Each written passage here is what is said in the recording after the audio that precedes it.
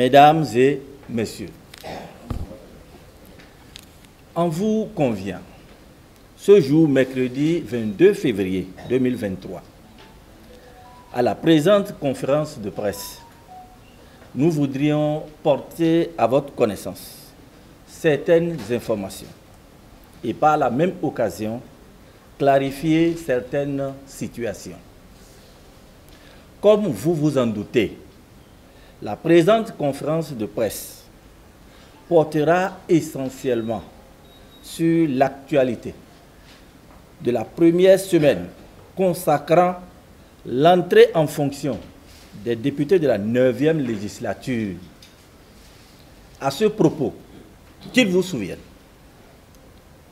qu'après l'installation du Parlement le 12 février 2023, les députés du parti Les Démocrates, à travers une déclaration politique à la tribune, se sont constitués en groupe parlementaire portant le nom du parti, c'est-à-dire Les Démocrates. À l'issue de l'élection des membres du bureau de l'Assemblée nationale, le même jour, la séance a été suspendue. Le président de l'Assemblée nationale a alors convoqué les députés les mardis et jeudi 16 février 2023. À cette dernière séance était consacrée, entre autres, à l'élection des membres des bureaux des commissions techniques à l'Assemblée nationale. Au cours de cette séance plénière, les députés du groupe parlementaire Les Démocrates se sont retirés de l'hémicycle afin de protester contre la violation des tests par les membres de la majorité parlementaire dans le mode d'élection des membres du bureau des commissions techniques. En réalité, que s'est-il passé? L'Assemblée nationale du Bénin est composée de 5 commissions techniques dirigées par des bureaux. Après le vote et l'installation des membres du bureau de l'Assemblée nationale, les députés devaient également procéder à la mise sur pied des bureaux des commissions techniques. Conformément aux principes à valeur constitutionnelle exigés par la mise sur pied du bureau de l'Assemblée nationale, l'élection des membres des bureaux des commissions techniques doit également tenir compte de la configuration majorité-minorité. Ainsi, la prise en compte de ce principe devrait permettre aux députés du groupe parlementaire, les démocrates, non seulement de présider le bureau d'une commission technique, mais aussi d'avoir certains de ces députés élus parmi les membres du bureau des autres commissions techniques. Malgré cette exigence des tests et dans un élan de cupidité, les députés de la majorité parlementaire se sont arrogés tous les postes des bureaux des commissions techniques. Chers amis de la presse, voilà en résumé ce qui justifie le retrait des députés du groupe parlementaire Les Démocrates des travaux devant consacrer la mise en place des bureaux des commissions techniques ce 16 février 2023. Je vous remercie. Quand on prend le règlement intérieur de l'Assemblée nationale, en ce qui concerne l'élection du bureau, il y a l'article 15 et suivant. Et pour les commissions, l'article 33 et suivant. L'article 33 du règlement intérieur, en ce qui concerne la mise en place du bureau des commissions, renvoie à l'article 15, ce qui veut dire que l'élection des membres du bureau des commissions doit se faire dans les mêmes conditions que celles des membres du bureau de l'Assemblée nationale. Alors, lorsqu'on prend l'article 15 et qu'on le lit, on se rend compte que à partir de l'élection du premier vice-président, il y a un principe qui a été prévu, c'est la configuration politique. Et c'est à ce niveau qu'il y a eu plusieurs contentieux. Et la Cour a rendu plusieurs décisions. La première, qui a fait évoluer le concept, c'est la décision DCC 09-002 du 8 janvier 2009. Donc l'année 2009 a été une année très prolifique en ce qui concerne les droits de la minorité, à tel point que on a un collègue qui a qualifié cette année de bonne année de démocratie au Bénin. Et c'est dans cette décision que la Cour a dégagé le principe à valeur constitutionnelle de la représentation proportionnelle majorité-minorité. Au cours de l'année 2009, elle a rendu deux autres décisions, dont DCC 09-057 du 21 avril 2009 et surtout la décision DCC 09-016 du 19 février 2009. Dans cette dernière décision, il y a un bout de phrase qui est très important et que je vais lire. La Cour dit ceci: la démocratie pluraliste ne saurait être de manière absolue et exclusive la loi de la majorité, mais la protection de la minorité. Qu'en effet, si la règle démocratique exige que la majorité décide et que la minorité s'incline, dans l'exercice de ce pouvoir de décision, la majorité doit cependant s'imposer à elle-même, le cas échéant, une limite qu'elle ne saurait transgresser sous peine de devenir tyrannique, à savoir le respect des droits de la minorité. Et la Cour en déduit que la garantie des droits de la minorité doit se traduire au Parlement par le respect de sa configuration politique impliquant la règle de la répartition proportionnelle dans la désignation des députés appelés à représenter l'Assemblée nationale en tant que corps à animer ses organes de gestion ou à siéger au sein d'autres institutions de l'État. Donc c'est clair que c'est la règle de la représentation proportionnelle majorité-minorité qu'il faut appliquer lorsqu'on aborde la question de la configuration politique. Et en 2011, ce qui nous réunit actuellement s'était passé en ce qui concerne la formation des bureaux des commissions. Et dans les mêmes conditions, la Cour a rendu une autre décision. Et dans la décision de 2011, elle a rejeté la formation des bureaux des commissions qui avaient exclu la minorité. Et elle est allée loin. Elle est allée loin parce que dans cette décision, elle a demandé à ce que l'application de ce principe exige le respect de la loi sur le statut de l'opposition. Et c'est la raison pour laquelle les partis qui se déclarent de l'opposition sont obligés de faire une déclaration et de l'enregistrer au ministère de l'Intérieur. Et ce que le parti Les Démocrates a fait le 12 février, à savoir la déclaration de constitution du groupe parlementaire, était stratégique.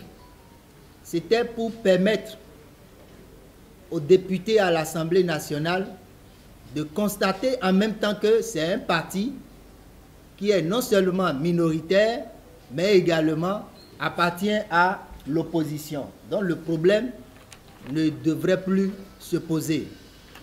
Et lorsque vous regardez les déclarations de constitution de l'UPR et du bloc républicain, ces deux partis n'ont jamais dit qu'ils appartenaient à l'opposition. C'est de manière claire qu'ils ont dit qu'ils appartenaient à la majorité parlementaire. Donc voilà les bases juridiques qui permettent aujourd'hui aux députés de la minorité de revendiquer les droits qui sont garantis par la Constitution. Je vous remercie. De la décision de la Cour constitutionnelle, il est clair que la démocratie n'est pas la jungle où la majorité dicte sa loi à la minorité. La démocratie est une institution où la majorité protège les intérêts de la minorité. Parce que la majorité d'aujourd'hui peut être la minorité de demain dans une démocratie. Et nous l'avons vécu déjà pas mal de fois dans notre pays. La majorité protège les intérêts de la minorité. C'est ça la démocratie. La majorité ne piétine pas les intérêts de la minorité. Sinon, ça devient une tyrannie. Alors, je voudrais rappeler les pratiques parlementaires. Je voudrais rappeler les pratiques parlementaires.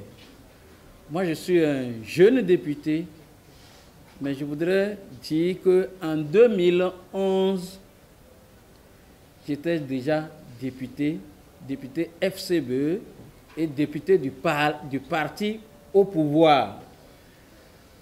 Avec les partis satellites qui tournent autour du gouvernement, nous avons constitué la majorité à l'Assemblée nationale, une majorité écrasante. Lors de la mise en place du bureau de l'Assemblée nationale, nous avons fait des concessions à la minorité. Lors de la mise en place des commissions, il y a un parti de l'opposition, en l'occurrence la RB, qui a pris la tête d'une commission permanente au sein de l'Assemblée nationale, malgré que ce parti politique était de l'opposition à la gouvernance de Yahi Boni en son temps. Lorsqu'il s'est agi de voter la loi sur le COSLEPI, l'opposition, bien qu'étant minoritaire en 2013, a demandé la parité de représentativité au sein du COSLEPI. Nous avons tiré, mais la majorité a fini par concéder que 3 députés de l'opposition, malgré leur nombre minoritaire, que 3 députés de la minorité soient représentés au sein du COSLEPI contre 4 pour la majorité. C'est ce qu'on appelle la protection des intérêts de la minorité.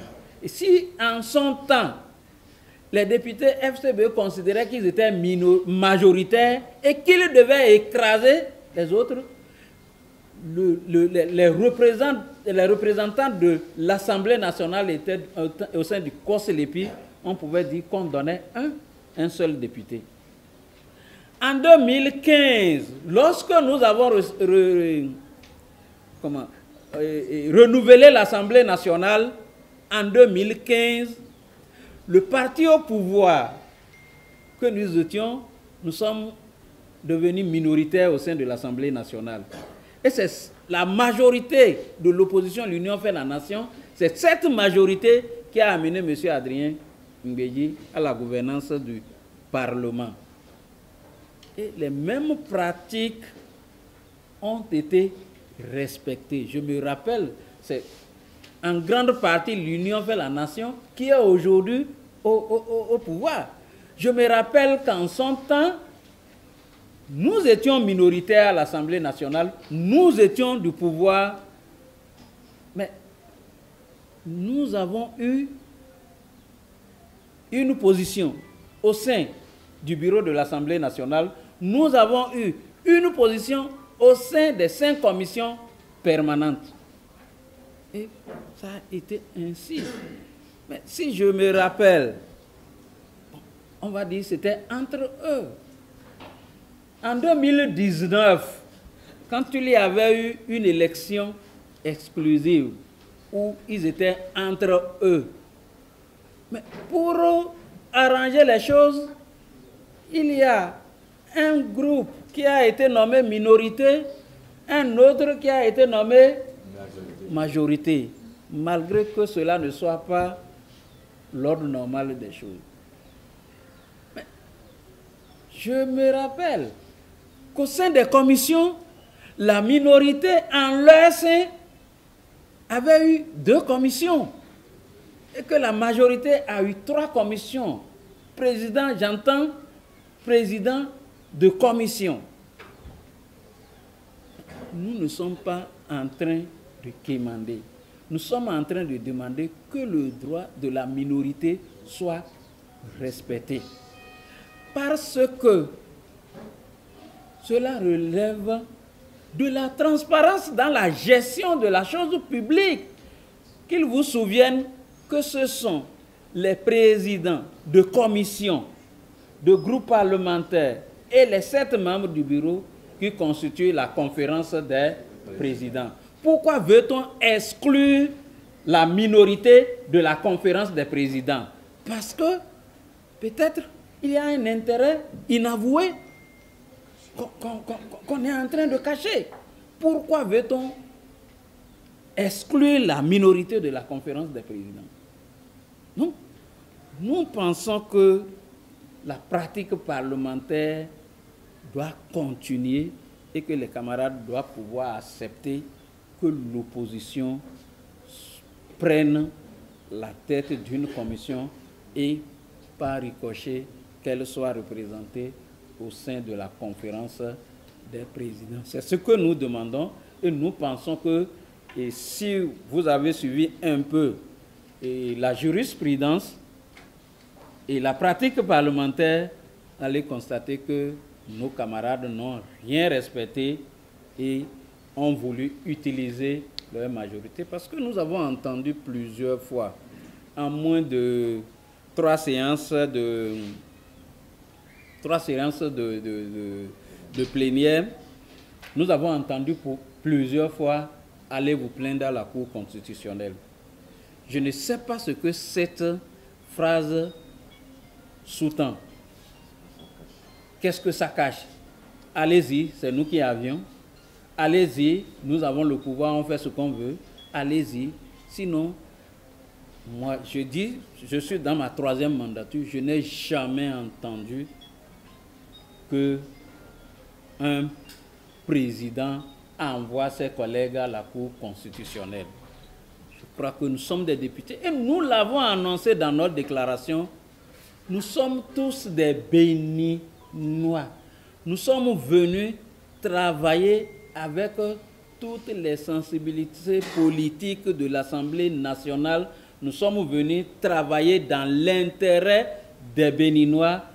Nous ne comprenons pas qu'on nous stigmatise, qu'on nous prenne comme des apatrides, qu'on nous prenne comme si nous ne sommes pas des Béninois et que nous n'avons pas droit de citer à l'Assemblée nationale.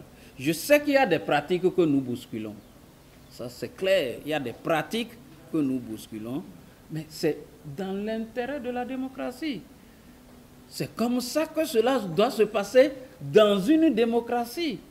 Et les camarades doivent souffrir que cela soit ainsi. Et je vous remercie, voilà ce que je pouvais dire par rapport à la préoccupation. Alors, il est dit également que des voix s'élèvent au sein de l'opposition pour nous critiquer, pour contester notre participation aux élections législatives. Quand on dit les voix s'élèvent au sein de l'opposition, moi j'ai personnellement constaté que ces voix-là se sont éteintes un peu. Parce que à l'issue des élections, ce que les gens ont pensé, ce qu'ils ont prédit de nous, ils n'auront pas 10%. On va leur donner 2 députés. Ils ne seront pas ceci, ils ne seront pas cela. Je crois que notre témérité, notre ténacité ont déjoué leurs pronostics. Et certains sont obligés de se taire. Certains sont obligés de se taire. Mais d'autres qui ont des intérêts inavoués, qui sont dans des schémas obscurs, continuent de vouloir tromper le peuple. Sinon, monsieur le journaliste, comme vous-même, je ne comprends pas que pour une sortie de l'opposition, d'un parti de l'opposition, d'un parti soi-disant de l'opposition, pour une sortie politique d'1 heure de temps, qu'on prenne 45 à 50 minutes à critiquer le parti de l'opposition, le parti frère de l'opposition, et qu'on parle de la mouvance que pour 5 minutes ou 10 minutes. Je ne sais pas dans quel intérêt ça se fait.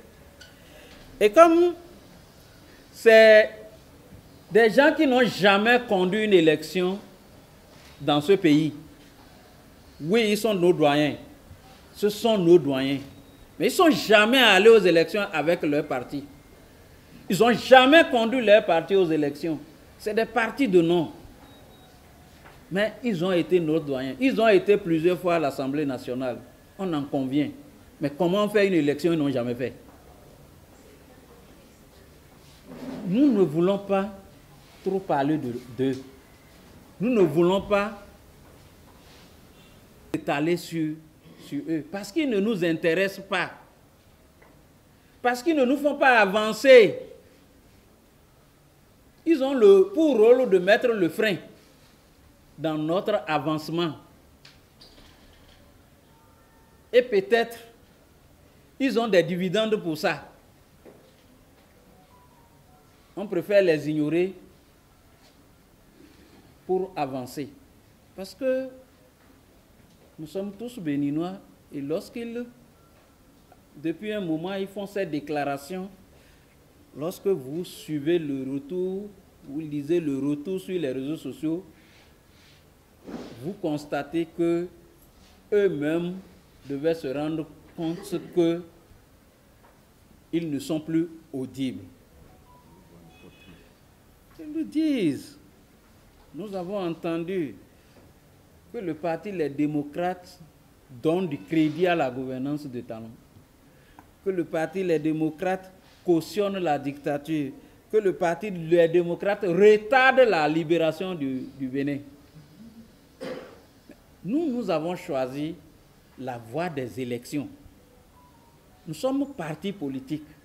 Et le credo d'un parti politique, c'est d'aller aux élections. Mais nous avons choisi ça.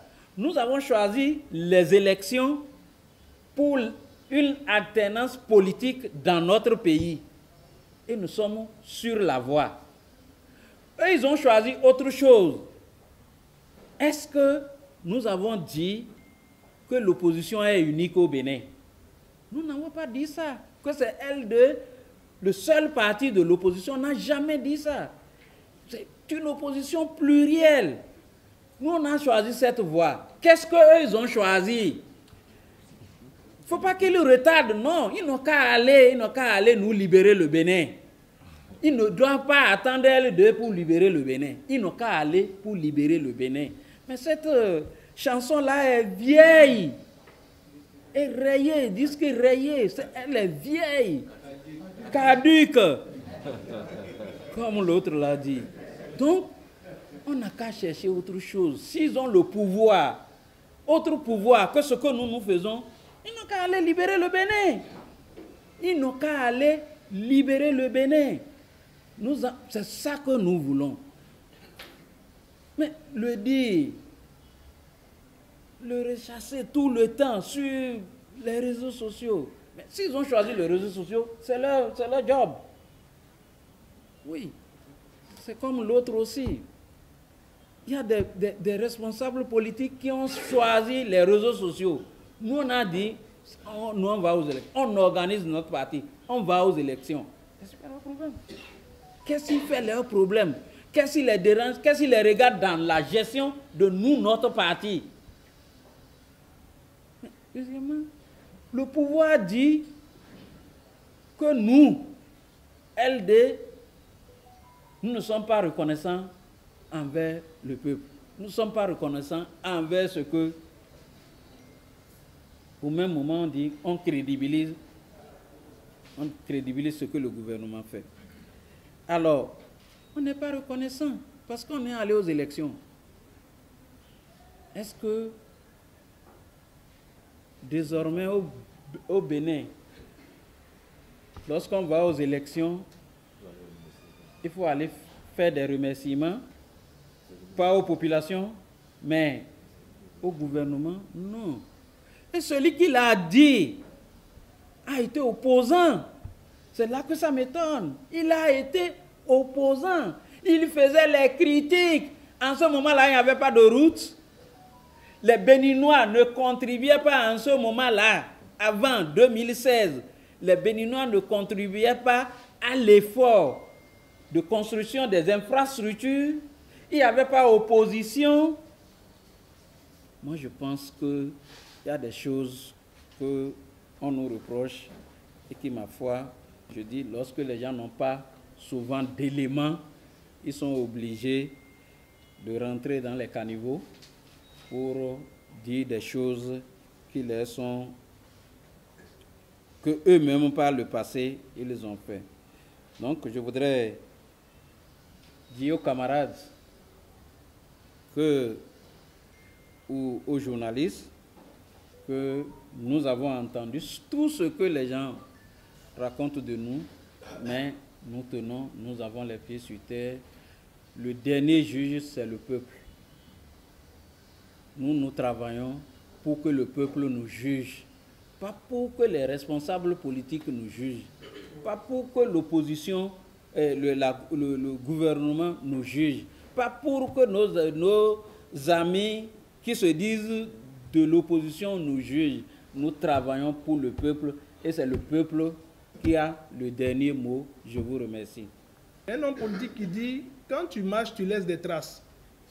On a envie de laisser de bonnes traces. Donc on est dans la construction de ces traces. Donc ce qui fait que j'ai voulu faire ce recadrage à mes amis de la presse, qu'ils ne s'empressent pas à faire sortir mes propos de leur contexte et à se hâter à dire Guy Dossou Nitokwe répond à non. Je suis désormais membre du parti Les Démocrates et je pense qu'à ce titre, c'est comme un footballeur. Quand tu as été au PSG, que désormais tu es à Madrid, quand tu es devant les cages du PSG, tu vas marquer. Tu ne te poses pas de questions. Tu peux ne pas célébrer. Tu peux marquer et ne pas célébrer. Mais tu vas d'abord marquer. Mais tu peux ne pas célébrer. Mais tu vas marquer.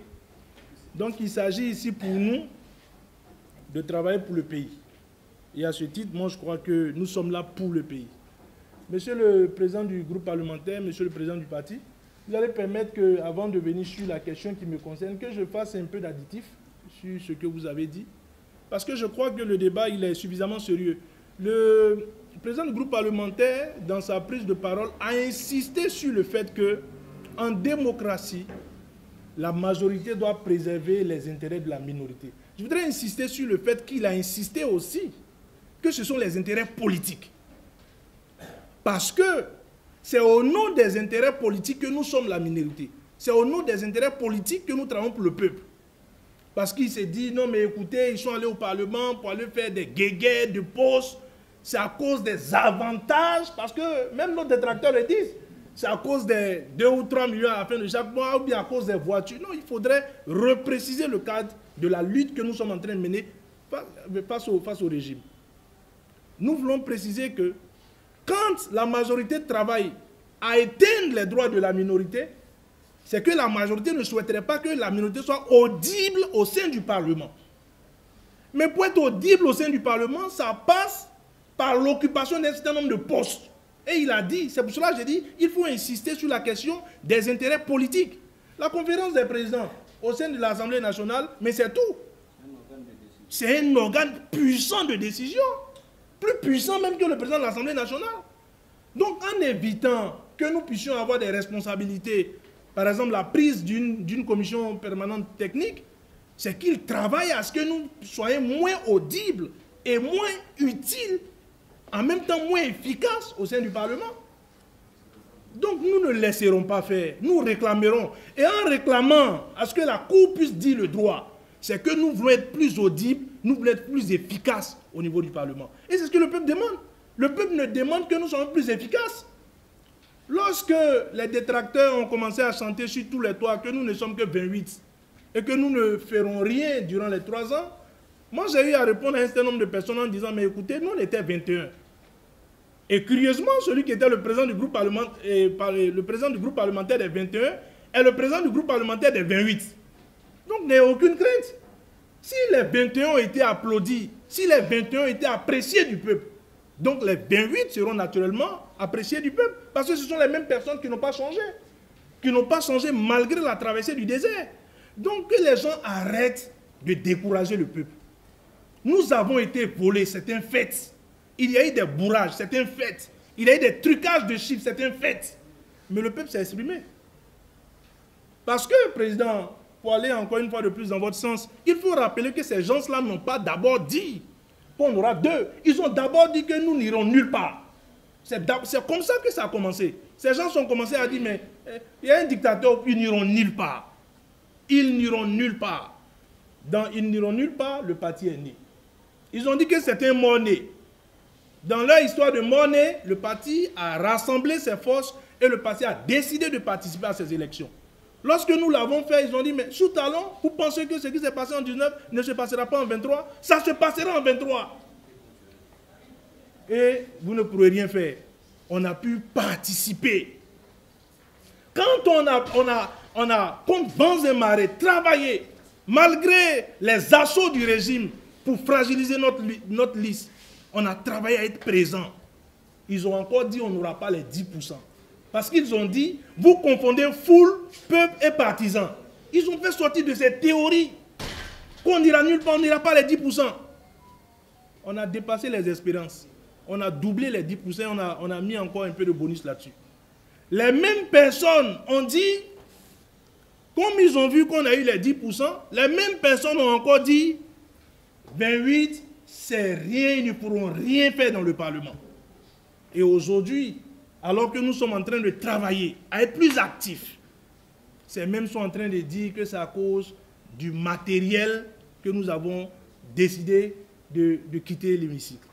Donc, chers amis de la presse, vous devez pouvoir comprendre que l'un des moyens de protestation au sein de l'hémicycle, c'est qu'on puisse sortir.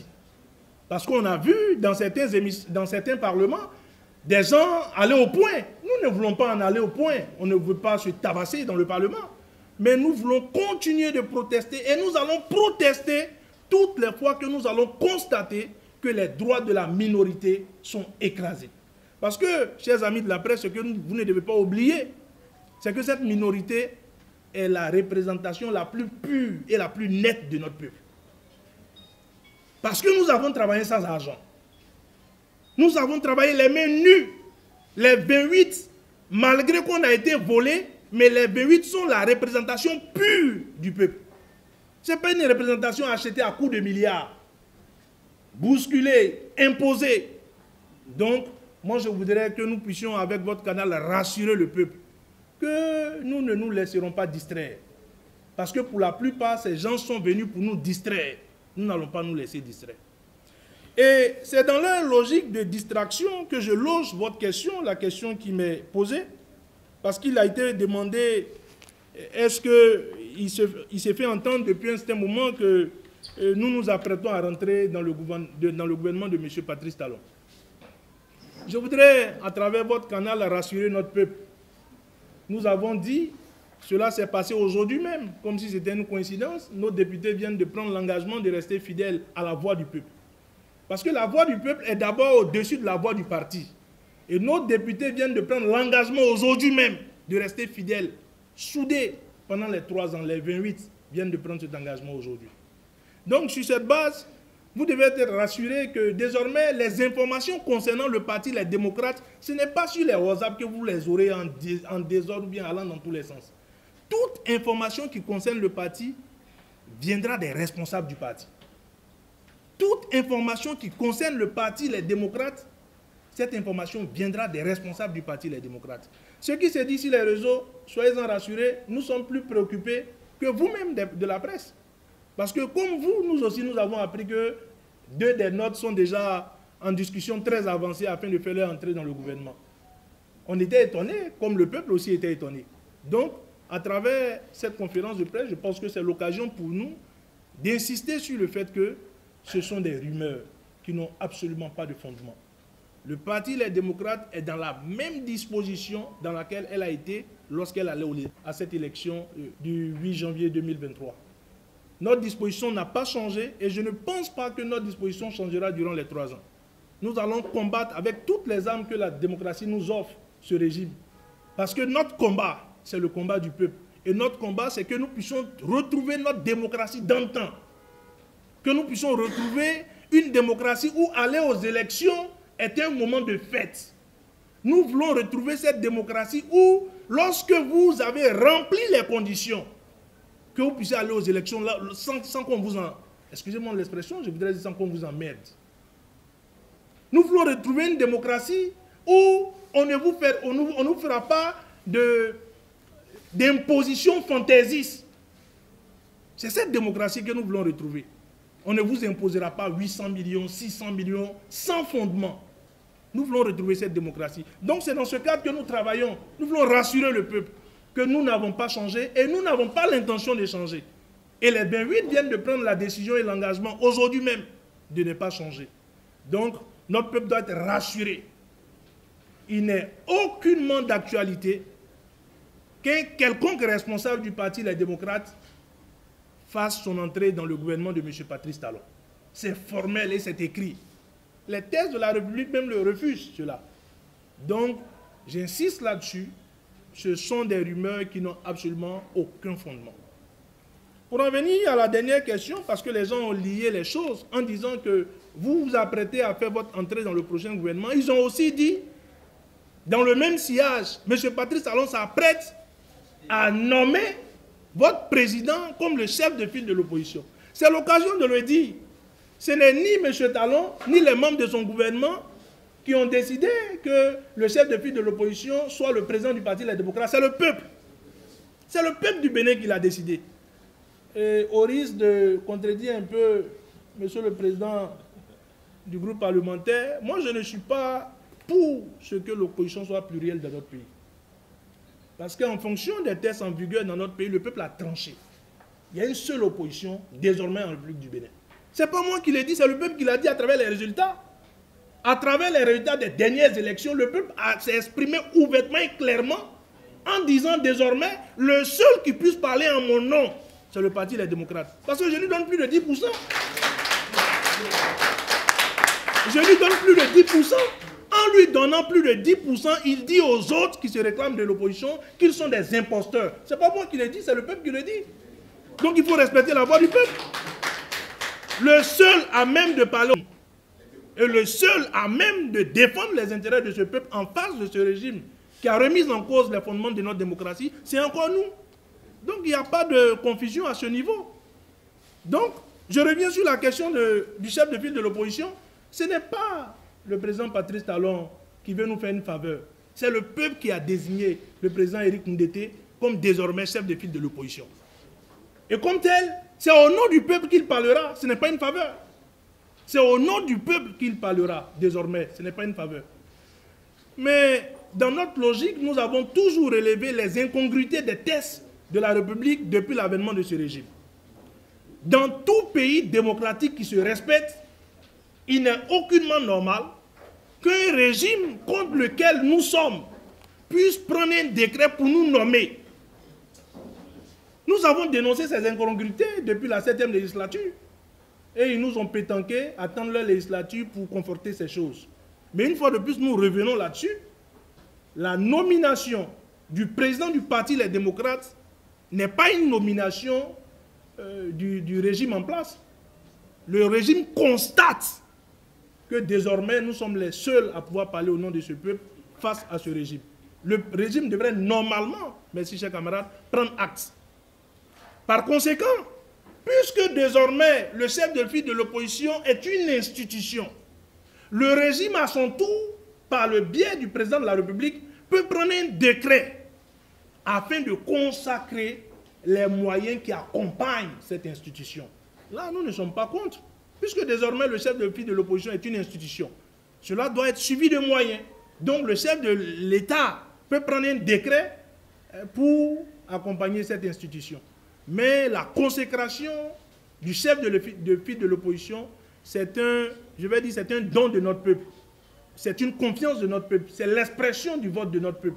Et cela pouvait être consacré, ou bien cela pouvait être sur une décision de la Cour constitutionnelle ou de la Cour suprême, mais pas par un décret du chef de l'État. Je vous remercie. Nous avons constaté comme vous l'augmentation du prix du pain qui est passé, je crois, de 125 à 150. Alors, à ma connaissance, le prix du pain est homologué par le gouvernement. Je crois que, étant donné que le gouvernement jusque-là ne s'est pas encore prononcé pour homologuer ce prix, on ne peut pas tout de suite nous exprimer là-dessus. Mais dès que ce serait officialisé par le gouvernement, je crois que nous allons faire l'effort d'interpeller le gouvernement sur la question pour savoir un peu qu'est-ce qui a pu se passer. Mais il y a plus sérieux. Je crois que j'aurais bien voulu que la question du journaliste aille dans ce sens-là. C'est l'augmentation du prix des kilowattheures de l'énergie électrique. Je crois que ça devait préoccuper les uns et les autres. Pour la simple raison que ça a un impact direct sur les autres produits. Oui. Et le prix du pain qui a augmenté ici peut être une conséquence de l'augmentation du prix de l'énergie. Alors, ce qui est gênant à ce niveau, c'est que le gouvernement n'a même pas communiqué sur la question. Oui, n'a même pas communiqué. Même si vous ne pouvez rien faire, il est important qu'on puisse quand même compatir aux douleurs des populations pour lesquelles on a mis le mandat sous le signe du hautement social. Alors, le hautement social, là, finalement, c'est quoi? C'est la dureté de la vie, c'est la cherté de la vie, dans les conditions où presque rien ne marche aujourd'hui. Oui. Les gens ne mangent pas à leur faim. La pauvreté, la misère ténaille nos populations. Et c'est dans ces conditions que nous constatons l'augmentation de plus en plus croissante des prix des produits de première nécessité. Là, il se pose un problème sérieux. Que voulons-nous réellement pour ce pays-là? Donc, voilà autant de questions qui nous préoccupent nous aussi.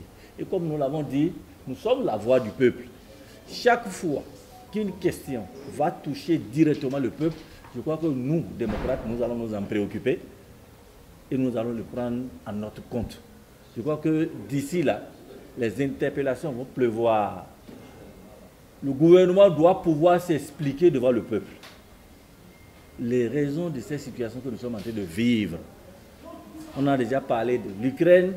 Cette fois-ci, on verra de quoi on va parler.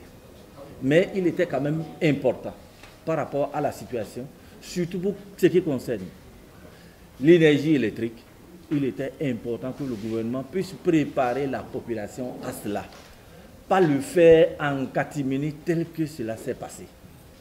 Je crois que chacun va aujourd'hui souffrir dans sa peau de savoir que c'est parti de 110 ou 120 à 170. Ce n'est pas peu. Pour les conditions que nous vivons aujourd'hui, je crois qu'il est important que nos gouvernants puissent désormais mettre l'intérêt de nos populations au centre de leurs préoccupations. C'est très important. Donc, dès que cette nouvelle-là sera officialisée, nous allons interpeller le gouvernement sur la question. Parce que nous pensons que le pain aujourd'hui, c'est un produit de première nécessité. Il est important que le gouvernement puisse avoir son mot à dire sur le prix de ce pain-là, étant donné que le prix du pain n'est pas encore libéralisé jusqu'à aujourd'hui. C'est le gouvernement qui homologue le prix de ce produit. Je sais de quoi je parle. Je vous remercie, monsieur le journaliste.